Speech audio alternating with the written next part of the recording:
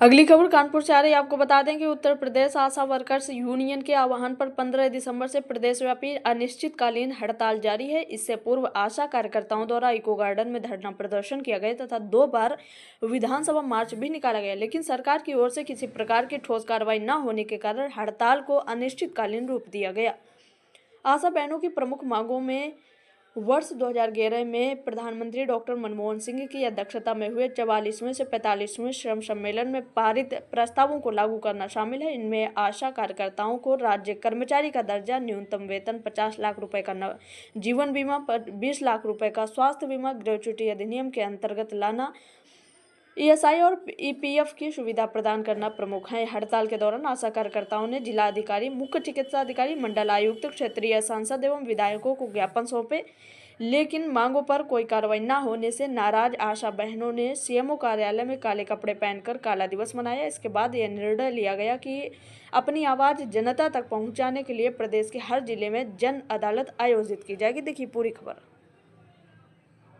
कुमार पासवान, हिंद मजदूर सभा के राष्ट्रीय संगठन मंत्री एवं भारतीय खाद्य निगम श्रमिक संगठन का नेशनल जनरल सेक्रेटरी, आज एकटू की आह्वान पर हिंद मजदूर सभा के राष्ट्रीय संगठन मंत्री होने के नाते एवं कानपुर मंडल का अध्यक्ष होने के नाते आशा वर्कर का जो लगातार आज लगभग 35 से 36 दिन अनिश्चितकाल हड़ताल चल रही है, इसको समर्थन देने के लिए हम आए हैं, जिसमें हमारे एकटू के नेता मोहम्मद जयदीद साहब के अनुरोध था, हमारे राणा जी का था। तो मैं यही कहना चाहता हूं कि ये सरकार है, ये सरकार जो है कि निकम्मी है, ये मजदूर विरोधी सरकार है, ये पूंजीपति की सरकार है। ये आशा मजदूर को 2000 में आप समझ सकते हैं कि 2000 में इन आशा मजदूरों को क्या हो सकता है। तो इसको तो सबसे पहले सम्मान कांति समान वेतन जो मिलनी चाहिए, न्यूनतम वेतन जो 26,000 है वो मिलनी चाहिए। और दूसरी बात, हम लोग ये भी पैगाम पठाना चाहता हूँ कि आने वाले जो 12 फरवरी है, जिसमें हमने 10 ट्रेड यूनियन के फेडरेशन के लोग राष्ट्रव्यापी हड़ताल करने की घोषणा किया है और सरकार को एक चेतावनी देने का काम किया है।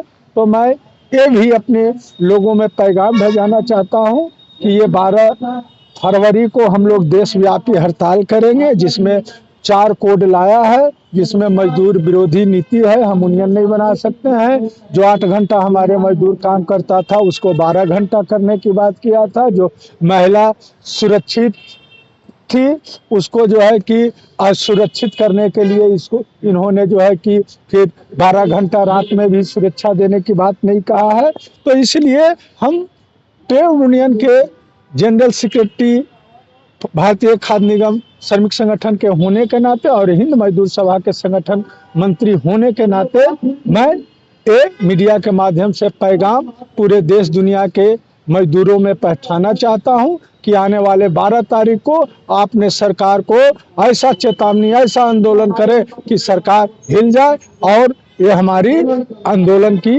बातें पूरे देश दुनिया में जाना चाहिए। धन्यवाद। मैं उत्तर प्रदेश आशा वर्कर्स यूनियन का कार्यालय मंत्री हूं और एकटू का मैं प्रदेश का संगठन मंत्री। क्या मुख्य मांगे हैं?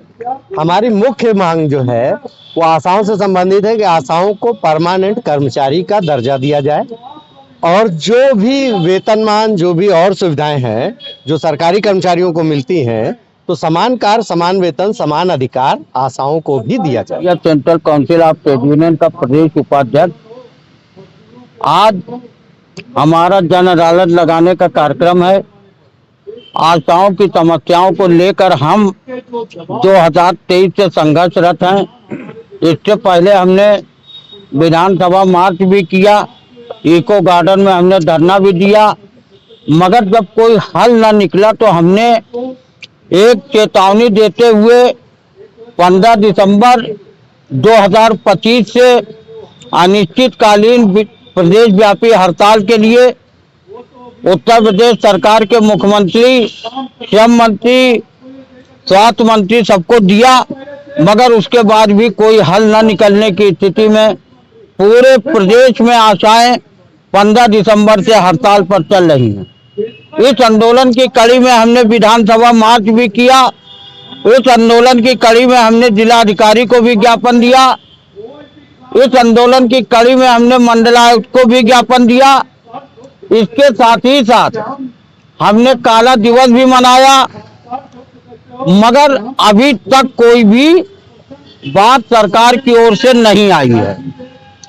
हमारी कोई बहुत बड़ी मांग नहीं है, हम केवल इतना चाहते हैं कि मनमोहन सिंह के प्रधानमंत्री काल में 45वें श्रम सम्मेलन जो सरकार द्वारा बुलाया जाता है, उसमें एक निर्णय लिया गया था कि इन आशाओं को सरकारी कर्मचारी मानते हुए सरकारी कर्मचारी का दर्जा दिया जाएगा। उसके अनुसार उनको न्यूनतम वेतन, ग्रेच्युटी, ESI, PF, जीवन बीमा, स्वास्थ्य बीमा इत्यादि की सुविधाएं दी जाएंगी। ये आशा बहनें 24 घंटे अपने क्षेत्र में कार्यरत रहती हैं। उसके बाद भी इनको केवल मानदेय के रूप में 2000 रुपए का ही भुगतान किया जाता है, और उसके साथ ही साथ जो 2000 भी दिया जाता है उसमें भी PSC लेवल पर, CMO लेवल पर कमीशन खोरी कर ली जाती है।